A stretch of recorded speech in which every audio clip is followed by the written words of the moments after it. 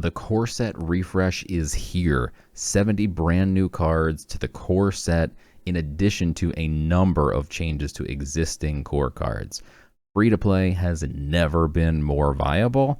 Let's take a look at all the cards and see what the implications are for free-to-play players. So here's a list of all the CSR cards. They just came out. Let's take a look at all the domains, and then I'll also point out some standout cards that caught my eye while looking through this here. So in Death, we can see that they're really adding support for Anubians and Nethers.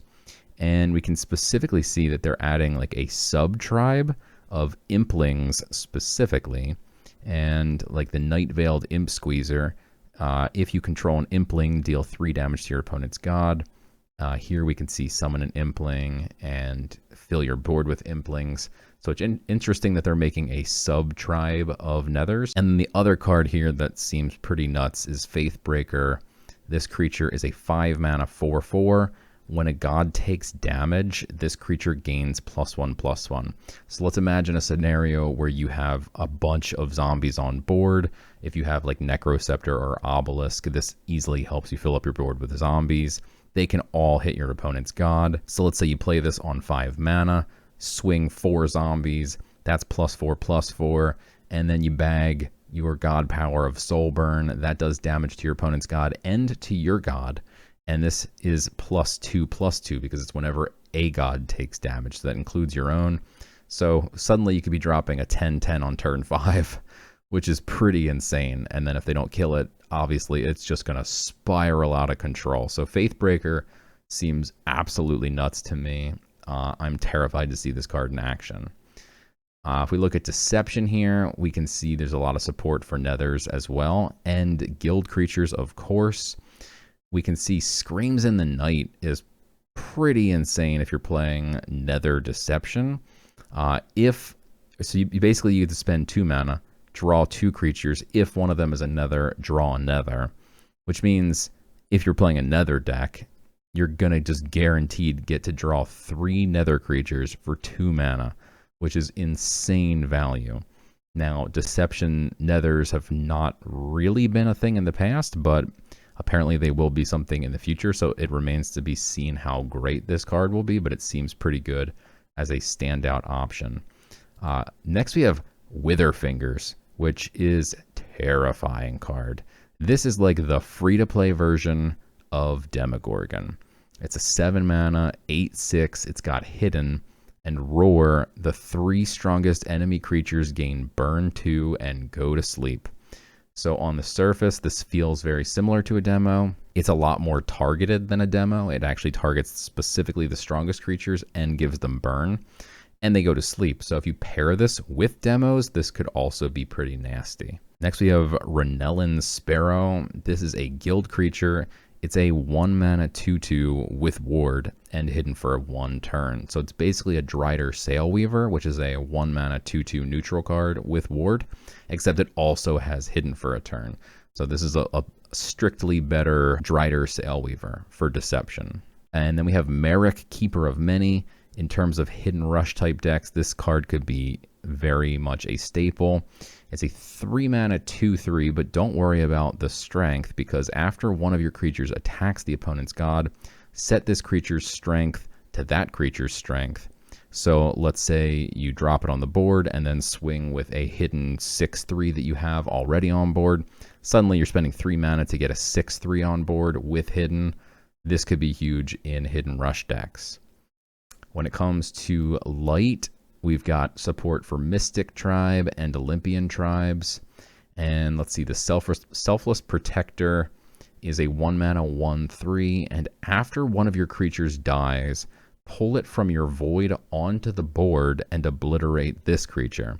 So its own stats don't really matter.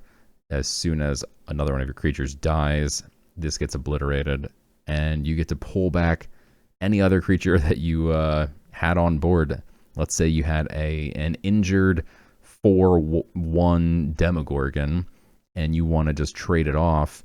Well, you can drop the Selfless Protector, trade in your Demogorgon, and then boom, suddenly you have a brand new Demogorgon back on the board. Wrong Path seems extremely strong, especially for control light. Pull an enemy creature to the top of your opponent's deck and draw a card. It's a 3-mana spell. So your opponent, let's say they have a nice big 5, 6, 7-mana card on board. Maybe it's even got frontline preventing you from hitting face. You can just remove it off the board, hit them in the face. It even replaces itself, draws you a card, and then it goes on top of your opponent's deck, not back into their hand. So the next turn, they're just drawing the same card they already had. Effectively, you've stolen an entire turn from your opponent.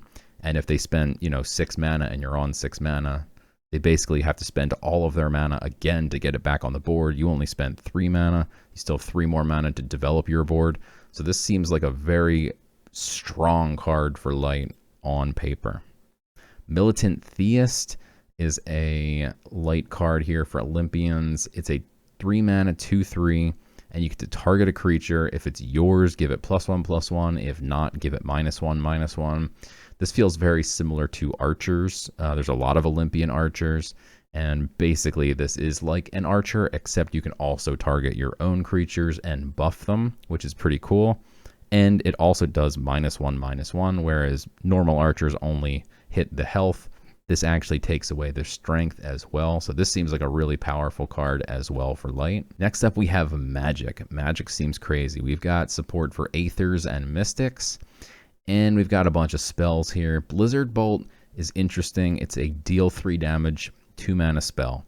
So this is strictly a Rune of Fire, but for Magic, it can be included in any spell deck, and it can go face, which is huge, as most spells are to target creatures.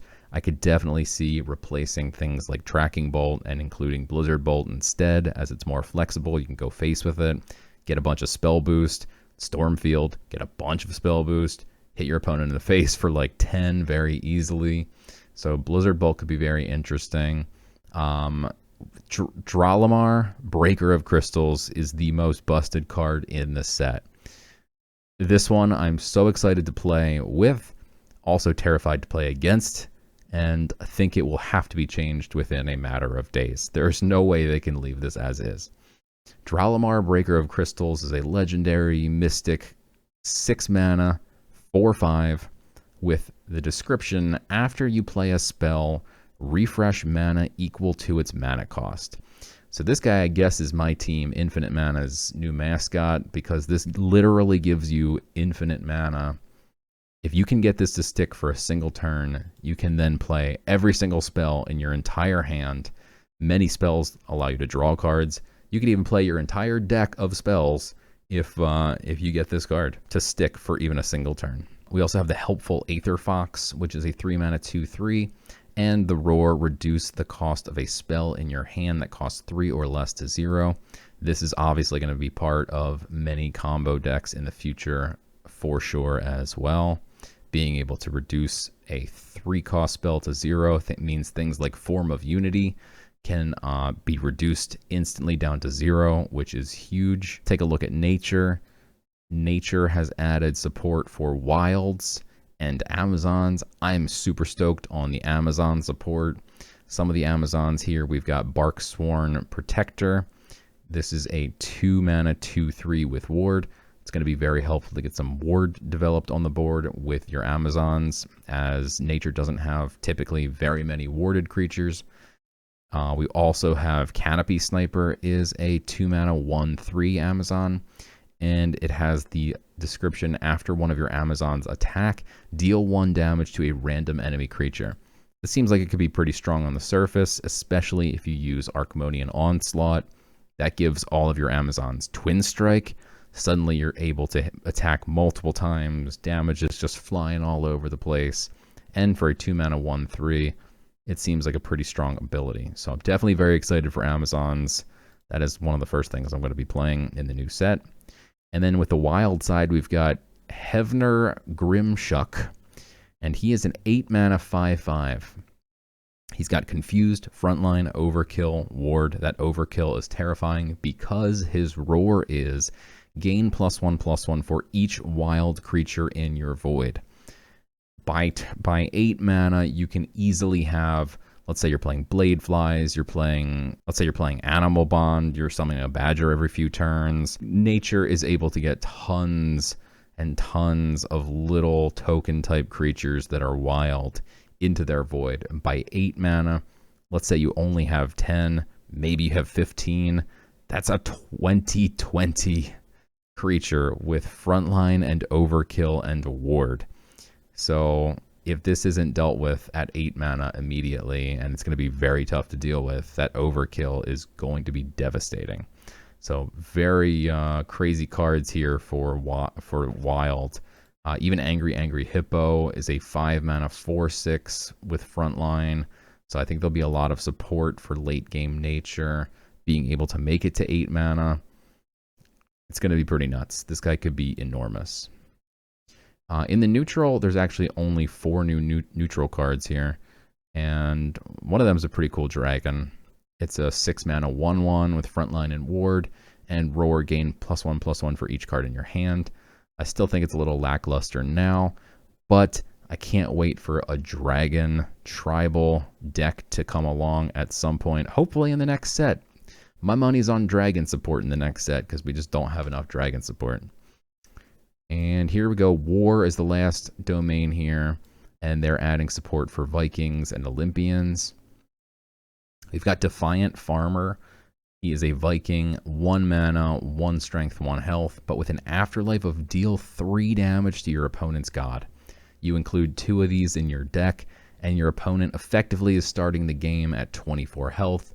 You smash that Slayer button a few times, you slap in some God Blitz relics, and suddenly doing 3 damage to your opponent's god while also playing a creature on turn 1 seems pretty awesome for war. And for Vikings, Vikings have a lot of things that buff other Vikings, give +2 strength to your Vikings, give +1 strength to your other Vikings. There's a lot of things that buff Vikings. So even though he starts as a 1/1, the fact that his afterlife is so crazy and that he's a Viking, this guy seems pretty nuts. We've also got Alfgar, Drinker of Beers. He's a legendary Viking, core, 3 mana, 3/3. And he has the description, after you play a Viking, summon a 1/1 raider and give it blitz. So he's only 3 mana, so you can have some extra mana if you're, at 5 mana or 6 mana. Play another creature with blitz, which also gives you another creature with blitz. And suddenly this thing can be snowballing, and if they don't deal with it immediately, every turn it can be summoning these little 1/1 Volknir raiders and filling up your board and giving blitz, just beating you down. So this guy seems like he's going to be pretty nuts. Interested to see how he pans out. We'll see what happens with all these changes. There's so many, it's too early to tell. And of course, the team will be watching. And these are core cards, so they can be modified. So even if some of these cards are quite crazy today, they could be changed by the time you're watching this even. So we'll keep an eye out and see where this brings us in the future. But for now, seems like overall, great for free to play. Thanks for watching this, and until next time.